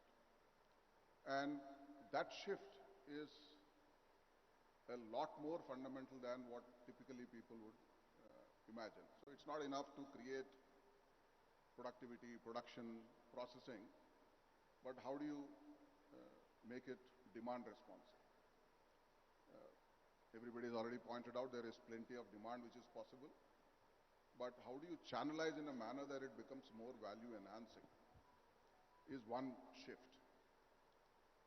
The second shift is that in the past, we have largely looked at multiple elements of policy as independent policy initiatives, which were all required and made sense in a production-driven system. But they led to a lot of unintended negative consequences. And therefore, in the next 10 years, we need a lot more systems thinking approach. Water is required free, power is required free, fertilizer is required at a lower cost because farmer is fighting a global war with all her hands tied. So you need all this. But when it is just looked in that spirit, that's what has led to water tables going down, natural resources, soil getting completely damaged, and GHG emissions not bothered about, and suddenly now we are seeing climate change, and obviously agriculture, if it rains too little there's a problem, too much there's a problem, wrong time there's a problem, and therefore how do you mitigate all that? So therefore how do you really create, I'm just drawing one in the interest of time, a similar kind of policies which are just designed for one objective at a time have led to unintended consequences. And therefore, how do you look at an entire systems approach to make that? And therefore, the enabling environment that goes with it is taking care of both these aspects. I think that is the fundamental shift that one needs to look at. What do you envision on these two fronts going forward? And obviously, the operational elements will all be related to these shifts. And how do you get the demand signals transmitted back to the production system then becomes a very important element in whether you talked about the tech-based apps that one is building and doing it, or how do you get the collaboration occur between multiple agri-tech players so that farmer gets a complete and personalized solution. Those are the kind of things which will shift now, even on the operational front in the backdrop that I talked about. Well, yes. Nandan, to you for your initial comments as well. And as we just spoke about, as Dr. Chand also said, soon farmers could be asking for MSP for mangoes and things that are not covered right now. We were also having a conversation earlier on how Punjab, even as it has such fertile land and only does wheat and paddy and has to import fruits and vegetables, do you think a lot of things from here on need to start changing? So firstly, I think honored to be a part of this panel and slightly intimidated as well. I think we will be, we're probably, I'll go and give my perspective and point of view with respect to how we are closer to consumers and how we are seeing demand patterns play out, and based on that I'll give my perspective, but obviously we're pretty much very new and nascent in the space, and given Instamart or quick commerce in general as a category has evolved over the last 2-3 years while food delivery has been there for 8 years. But coming specifically to your question, I think based on at least what I was looking at from a data point of view, when we are talking about, let's say, diversification and what are the other things to look at, I think we maybe need to also shift the conversation a little bit from saying, hey, what else outside of maybe wheat and rice, to actually looking at specific interventions across the board. For example, when I was looking at data with respect to how diversification happened over the last 30 years, there's been very good movement around livestock. I think that's also led by Amul. And you know what has happened on the milk side of things, and a few other sectors which have done well. But I think one place where maybe things can be better is horticulture, and horticulture is incredibly complex, and we've also seen that over the last 2 years. We deal with around tens of thousands of metric tons of FNV every day, and we deal with a lot of small farmers as well. And what we've seen is some of the challenges are with respect to how much wastage there is of horticulture, and the lack of infrastructure from a cold chain, storage and supply chain point of view, which does, and this is basically what we've seen across the country as well. Primarily, one of the reasons why, you know, a lot of players on the consumer side face some difficulties is because of this wastage, not necessarily having a lot of reliability of supply for the consumer, where things are not on in stock, or there is a lot of issues with respect to quality because of some of these infrastructural problems. I think that's one probable key area that needs to be solved. I think one of the interventions, or one of the ways to think about it, is be a little more specific, saying, hey, can we actually really go after solving for horticulture? Can we actually really go after solving for maybe storage, supply chain, cold storage, etc., and try to maybe take a leaf out of probably what Amul's done, where that probably the movement there didn't start off by saying what else can we do outside of wheat and rice. It started by saying how can we empower and enable the Kaira dairy farmers, right? And that is basically the kind of missionary driven approach that is needed for, let's say, saying, hey, listen, we want to be able to really enable this particular vertical and help that, versus being maybe a little more generic and actually kind of look at specific interventions across the board. I think that's maybe a good place to start. All right. So with that, we have had the first initial comments, and what is top of our mind of our panelists in. I'll ask you all some questions now, and would ensure or would request very short answers, one-line answers perhaps, and what comes to your mind with those kind of things. Sir, I'll start with you. Climate change is a big thing right now. What are you as a government doing to ensure that it doesn't come in your way as you plan in another 10 years? That's a loaded question. I don't think you have a one-word answer or one-sentence answer. You know, you have to balance out, you know, in this country full of extremes, where you have extreme rainfall and extreme drought. The only way to do this is by building more reservoirs where you store water in the time of plenty and use it in the time of a drought. That sort of balancing is what Telangana has done. Therefore, our dependence on rain-fed crops has come down in a big way. That is something the rest of the country needs to emulate. Even a small country like Zimbabwe has a 6,500 TMC capacity reservoir. And in India, the largest reservoir is only a 600 TMC. So we need more of those across the country. We need to harvest at the time of plenty and use it at the time of drought. We do know that, Dr. Chand, don't we? But I want to stop watching movies where the Kisan is still looking in the sky. I want to watch movies where we're doing irrigation. I mean, do we have that coming? Last 6 years, every year we have increased area under irrigation by 1 percentage point. Now more area is irrigated than what is rain fed. So this change happened in year 2020, that we have now 53% area under irrigation and only 47% area that is rain fed. So That is we've done one a aspect. lot, but with the kind Yeah, of I'm climate coming. change is happening. Yeah, I'm coming. But even if we use 100% of our irrigation potential, still you will find that 1/3 area will be rain fed. But rain fed doesn't mean we can't address the water requirement of the crop. There are different ways even to address the moisture stress, etc., etc. Coming to climate change, irrigation is one way of mitigating effect of high temperature, drought, etc. But there are many other ways. You see, climate change has not started happening just suddenly in year 2010 or year 2020. It has been happening, realized, last 20, 30 years. And there were forecasts that because of climate change, wheat yield will come down by so much percent, rice yield will come down by so much percent. But science has countered the adverse effect of climate change so far. In coming, it is possible 10, 15 years, science will again be countering the adverse effect of climate change because there is some adaptability mechanism within plant. You get a gene which is tolerant to temperature of 46, 47, put it in the crop, so that way it is possible. But beyond that point, I think it will become impossible. Even adaptation will not help. That is why we need to go for mitigation and mitigation at global level. The effect of climate change which happen in India is not only because of what Indians are doing, but a farmer in Brazil do affect agriculture in India. But a farmer do in India affect agriculture in Mexico.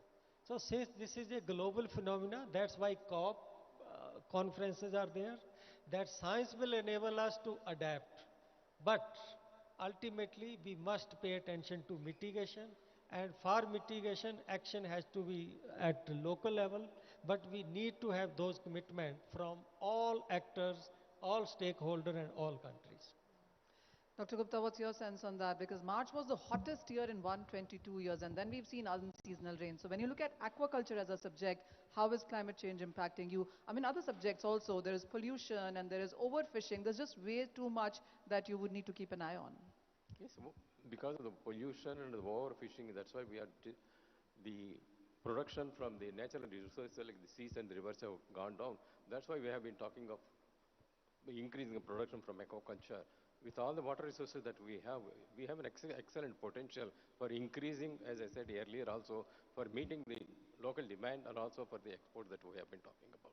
Now, in the last few years, enabling policies and interest has been created by both the state government and also the central government, and also industry is coming forward to take advantage of these policies and the interest of the government.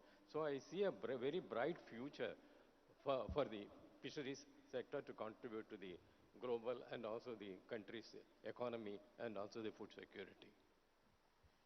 Mr. Sodhi, how do you look at the next 10 years when it's about climate, and how do you see it impacting animal husbandry, cattle stock, and dairy as a subject? As a climate, how prepared are we? I mean, we understand what we are doing in sense of fiscal measures and policy measures and various things happening. How prepared are we with climate when we look at all of these? well, I think all the industry is very much concerned about the sustainability and the emission. And it is our responsibility also that we should ensure that to the next generation we are able to give the same world which we got the same. And it's everybody duty. But Manisha ji, I like to on sustainability and climate. It's a very hot topic. Everybody is talking. I'll just give you one anecdote. About a year back, I had gone to Vancouver to attend International Dairy Federation board meeting. And after the board meeting, they took us to a farm to show us organic dairy farmer. And we were 7 members. As soon as we alighted from the car, one of the farmer who was the owner, he immediately said, "Hello, Mr. Sodhi, how are you?" And I was surprised how in this part of the world this fellow knows me. And he said, "Mr. Sodhi, do you recognize me?" I said, "No." He said, "It's okay, but you may have forgotten me, but 4 years back, I heard you in Quebec in some conference, and you said one line, the liner which you wanted to expect, which I must have narrated to at hundreds of thousands of platforms on this environment and sustainability." I said, "I had forgotten." So he told me, "You said sustainability starts when stomachs are full. Sustainability starts when stomachs are full." Actually, this climate, environment, sustainability is a very good word, but you have to see from the perspective of all. If you ask a farmer, what do you mean by sustainability? His only answer is livelihood. I want to earn my food. And you ask any state governments, what do you mean by sustainability? And for them, the sustainability is providing livelihood to 140 crore people as well as the employment. You ask any of the business people here, for them sustainability is the profits or bottom line. You ask any environmentalist, for them sustainability is what we are talking emission. But if you ask sustainable to the consumers, what they will say? For them sustainability is affordable food, after affordable living conditions. So we have to see when we are talking about environment, it's a very good point and we all have to contribute. But nevertheless, let me tell you, in dairy, animal husbandry is the most sustainable thing. This, the God has created earth interdependent on three things: plants, human being, and animal. We all are dependent on each other. Nobody can survive without, even plants can't survive without animal. Same as human being. So we have to see what are the other areas of saving environment. Animal husbandry is one part, but it should not be made a scapegoat or a tool to exploit the developing countries, because they are becoming more and more self-sufficient in food, which is impacting the markets of developed economy. Fair point. Thank you. Mr. Sivakumar, this one is to you. I don't want to talk to you about climate now. I want to talk about the next 10 years and the very fast pace, the way our lifestyles are changing. There is more disposable income, there are more working population, there is younger population in India, there are alternate proteins, there also is lab-grown meats and lab-grown foods coming into the market. There is just so many changes coming in. What is the world that you envisage 10 years down from here when you look at food? You didn't ask me about climate, but let me link it up with climate anyway and deal with this question. I think I draw the analogy from IT industry that India has participated in over the last over 2 decades, and what food industry will participate in the coming years. We had initially started participating on the basis of the labor cost arbitrage, and then moved through skill building and infrastructure creation at a higher value IT industry. Very similarly, what is going to happen in the food industry, and we are seeing early signs through all these FTAs and all that you referred a little earlier, is alternate supply chains built on climate arbitrage. Alternate supply chains as in, it's not normal trade transaction that I engage with an importer from India, or I engage with a consumer through whatever channel in some metro market and so on. But you actually have a long-term relationship, exactly the way a large global company says, here is my IT order signed up for the next 5 years of $500 million. That's how the alternate supply chains in the food are going to get built. Because if you just look at next 75 years for which scenarios have been built by IPCC on climate, various kind of temperature ranges, we see that where we are growing some crops now, we will just not be able to grow them 20 years from now. And where we are not growing certain crops, we are better off growing those crops in that area. So I think preparing that is how the alternate supply chains will work, but in conjunction with demand, because I said demand responsive is a crucial factor. And then it will plug in all these different elements that you talked about. What is the value addition? What is the consumer looking for? And then how do you create an alternate supply chain at the back end? I think that is going to be the key shift that we will see. Okay, my final round of comments from everybody now, and Nandan, I'll start with you on this. What is your 10-year vision in food industry, and what is that one priority you think needs to be done like now? So, like adding to the earlier thing I mentioned, I think there is a lot of maybe investments required into certain specific areas of infrastructure like cold chain storage, etc. For anything to basically really make sense later on as well. That's, I think, one key area of focus. But I think the next one is probably going to be around food processing. and just breaking that into a couple of sectors, right? One, I think what we've seen in the country is a lot of brands have been, like, I think Amul and ITC are obviously stalwarts there with respect to having really taken, build incredible consumer brands on the back of agricultural products and really built supply chains and infrastructure across the board. I think the one thing that in general hasn't maybe evolved to the level that that it maybe should have is modern retail, or basically in general the evolution of retail has probably not necessarily caught up to pace with how some of the brands have taken off. I think we need a lot more investment and we need a lot more evolution of that retail landscape to happen. I think that's incredibly important because the more demand there is also locally and the more formats of retail there are, etc., there is going to be this ecosystem is just going to get built up. So I think that's one thing that I see at least basically evolving over the next 10 years. The second space I think in food processing is probably even Horeca, as and I've seen this firsthand myself. I was actually a restaurateur in Hyderabad a decade ago, and I kind of basically saw the difficulties that restaurateurs face with respect to just handling a menu, right? There is just not enough Horeca food processing units in the country that can help restaurateurs be able to scale their operation. For example, obviously, we've maybe there has been news about this also. The kind of craze that, let's say, Hyderabadis have for biryani is incredible.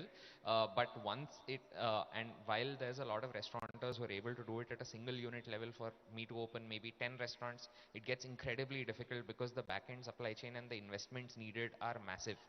And at some level, if you were to think about it, that the that would probably help increase not just farmer incomes but also the overall ecosystem quite a bit if we are able to actually look at Horeca and food processing together and say if the country probably needs a million more restaurants, right? And one data point that is always interesting is I think India overall has lesser restaurants than Beijing does, and I think probably that is the potential as well, where there is probably a million more restaurants that are needed, but the food processing capability for being able to handle million restaurants doesn't necessarily exist right now.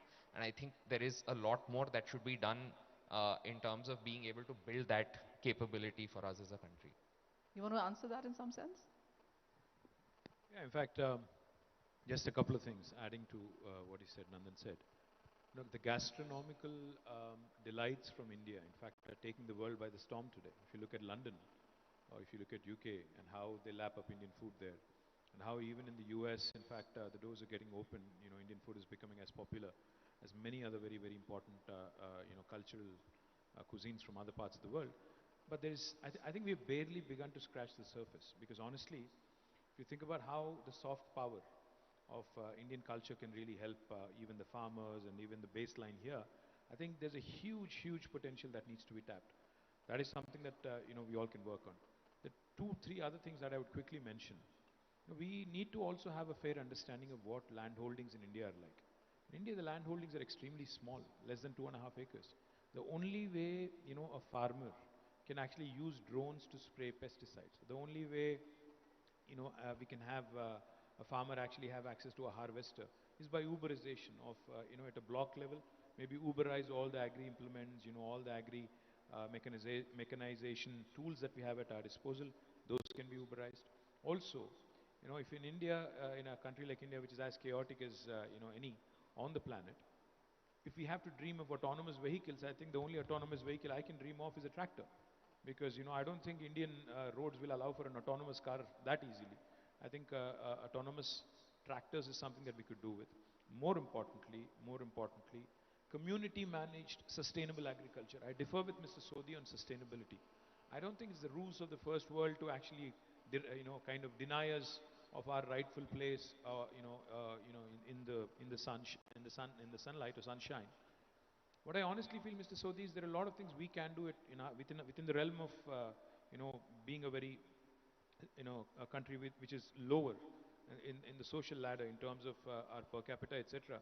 We can do a lot of things. We can have solar pump sets helping our farmers. We can have biogas plants actually helping our even dairy farmers. There's so many things that we can do. The little space that we have. in terms of sustainability. Sustainability doesn't necessarily have to be, like green has become a fad today. They talk about green steel, green ammonia, green this, green that. Tomorrow there will be a time when they'll say green milk. So you be prepared for that. Because I think we ought to start somewhere in terms of, building puzzle by puzzle, piece by piece. And I think it is imminently doable. The fact is, Manisha, agri plus allied sectors, and with each of them being a focus. Fisheries, such large number of tanks which go unutilized, need to be tapped. Dairy, nobody needs to teach Indians how to actually, milk a cow and get going on the dairy value add. Likewise, again, nobody needs to teach Indians, who already have acquired the skill of rearing sheep and goats and other things. We talk about skill development as a fancy subject. Our chief minister always says, "What about already developed skill? What are you doing about it?" So these are the things I think if we understand, the grassroots of India, we can really focus on these issues, incentivize them, promote them, and therefore, become a leader for the rest of the world as well. Very well spoken. So let me just ask you this thing. I know you haven't given me a one-word answer until now, but if you had to say one thing that is an opportunity for the next 10 years, what is that? Within food, within agriculture. Within food, within agriculture, I think biomanufacturing. I think we are headed, because I already tasted an Impossible burger. Trust me, it's as good as any normal burger. And I think that's the future, because I think there is a time when veganism is going to take over. I'm sure some of you may not like this, but yeah, the time is not too far. Plant-based meat is going to happen. Biomanufacture is going to happen. We never dreamt that it would happen in our lifetime. It's already happening. And when I was in the US, I tasted it, and I can tell you, it is going to be the future and it will shape the world. Mr. Sivakumar, one word that you see in next 10 years that defines the next 10 years for you. Counterintuitively, I see that climate is one of the biggest opportunity that we have. If we anticipate and work both in adaptation and mitigation, because I said the next few years, like the last few years for IT industry, the future is how do you work on the climate arbitrage? And given the diverse country that we are, we already see that kind of map which is very visible. So climate change as an opportunity. Right. While I'm at it, how would you describe Hyderabad or Telangana in one word? I came here in 1989. All my offices have moved into multiple locations that I handle. I stayed put here. So it's a place to be in. All right, then. Dr. Chand, what would you say? What is that one word for you when it comes to food for next 10 years and your one word for Telangana? About food and agriculture, I would say that agriculture is very, very important for us in the present, but it will be much more important in future. Therefore, in my view, sustainability question cannot be ignored. Agriculture consumes 90% water in this country, and there are many people who don't get adequate water even for drinking. If we allow the profligate indiscriminate use of natural sources by agriculture, the future of mankind will come under threat. So agriculture has to become more efficient and more responsible in terms of sustainability, addressing climate change and the issues which are of longer term interest to the society. For Telangana, I would say that this is a state which is known for innovation. I think it has the potential to lead the country in new ways of doing agriculture in the next 10 to 25 years. Dr. Gupta, we hope you're ready with that catchy line, sir. Fish for health. Fish for health. Fish for good health. He's adding good to that. Yes, sir. What's your sense? What is that one word that you see as an opportunity for the coming decade?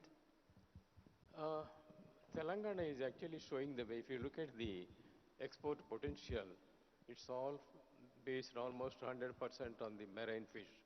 But the freshwater fish has not been a part of the export commodity. But Telangana, by starting this aqua hub, is showing that freshwater also, fish can also contribute to the export market. I think this is beginning, this can be a showpiece to other parts of the country. And show a way. And it's not only the coastal people who can benefit, but also the inland people also can benefit. And also this will increase the consumption from the fish, which is the cheapest animal protein that is possible now. I think what I can see is for the food industry, next 10 years is going to be the golden period. And it is going to get record double-digit volume growth in food industry. You add inflation 5-6%, so 16-17%. But for that, one side, state or central government has to see where to put the resources. So resources need to be put in the industry food where growth is coming, potentiality is coming, not in a traditional way of grains. And other side, it is a responsibility industry that you can accelerate the growth by enlarging the size, not competing with each other, and also coming with the food in the organized basic food. There is always market for high-end niche, but basic food needs to be organized, and that is the job and responsibility of industry. Like Honorable Minister said, Monday or Sunday, Roj Kha one day, as any industry has to come, how to increase the consumption among the average Indian or low class Indian, then only industry will grow, industry grows, farmer will grow, and prosperity will be there. And what's your word one for Telangana? How would you describe the state? What does it mean for you? You see, I can see Telangana is, if you want Telangana to grow any industry like IT or technology, you need to provide them a good food at affordable price. Then only you can keep wages under control. Because why India or Telangana is good in IT? Because here you will get anybody who is able to get food at affordable price. If you were to depend on imported food and then ask people to work for IT, wages will be high, then you will not be competitive in the India or the world. So being the competitive, food has to be good and affordable. Which it is here. So, sir, last final comments from you onto this one. You know, one thing I can tell you, I've seen and I've met a lot of industry participants over the years in our conversations on the channel as well and other platforms as well. But this is the first time that they are here not to network, but to be part of this food conclave. And that says a lot. And everybody is here. And they want to be here. They want to open offices here. They want to do business with here. With the kind of conversation that you've had on the stage with them also is something that I have heard them applauding. What are you going to tell all of these companies, participants, delegates that are here today on what are you promising them now for next 10 years? Well, I'll say a couple of things. You know, food is something that we can't do away with. You know, I think as human beings, as long as humanity is going to be on this planet, food is something that is going to be an essential ingredient on a day-to-day basis. So there is no substitute, even though, of course, we might switch to different cuisines, we might switch to superfoods, we might switch to high-protein foods, we might switch to different things. Food ultimately will remain to be something that is going to be in demand. As part of the evolution, I think people will start, eating better, more and more. As was pointed out by a minister, consumption patterns will change, eating habits will change. The point is, as an industry, this is an evergreen industry. As an industry, this is something that is going to thrive, prosper. India has in it to be the granary, to be the food producer for the rest of the world. During COVID, all activities were switched off, but agriculture, but for horticulture, and but for these food processing industries. Because it is something that we can't do without. Telangana today offers you a gateway as a destination, to come in, to explore all the 5 revolutions that are unfolding. We offer you policy support, we offer you incentives. Most importantly, you have a government that's extremely progressive, wants to work with you, wants to actually amend policies, change policies, to be the leader in India and by extension possibly at some point of time down the road, a torchbearer, a role model for the rest of the country. And I promised Mr. Sodhi, he said, keep the prices low, keep the consumption high, but prices low. I promise him, we are rated by Mercer as an agency that rates cities on a livability index. We have been rated as the #1 Indian city in India for quality of living for 5 years in a row, from 2015 until 2020. That is because we are affordable, more importantly, and also we continue to remain very, very attractive. My thanks to all the participants who've come from various parts of India because, this is an eye-opener for us as well, as a government, to bring all these leaders onto one platform and one panel, understand from them, learn from them, and actually implement days to come. So thank you very much. Thank you, panelists, so much. And I can tell you one thing, that when you talk about agriculture and food processing and the kind of subjects and kind of industries that we have on panel, there is just so much to talk. But as Sir has promised, and I'm taking his word on that, that this is just the beginning. There's a whole day today, and this is happening every year now because it's an annual fixture, yes. There is just so much conversation to have had, and as he said, the state is doing amazingly well. Thank you so much for being an amazing audience, and thank you, panelists, for your time. Thank you.